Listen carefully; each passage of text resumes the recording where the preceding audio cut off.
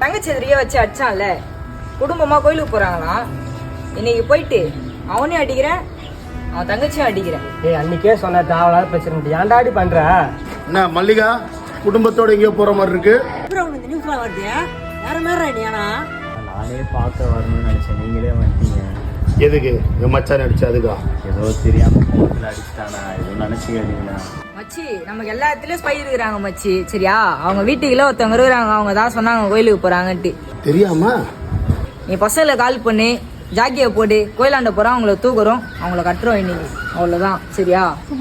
இல்லை அம்மாவை கேட்டது அவனுக்கு ஒரு மாதிரி ஆயிடுச்சு, அதனால தான். நான் தங்கச்சி வேற கலாச்சிருக்காங்க, யாருக்கு இருந்தாலும் கோவம் வரும் இல்லைண்ணா, அதனால தான்.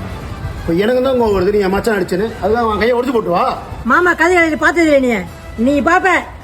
உண்ணா உண்ணா உண்ணா கோயிலுக்கு வர போறாங்க, கோயிலுக்கு போகும்போது எதுக்குண்ணா இதெல்லாம்? நீங்க போங்க, நான் வந்துடுறேன். போடா போடா தம்பி முறைக்காத போ. போடா, நான் வந்துடுறேன்டா. சொல்லுங்கண்ணா.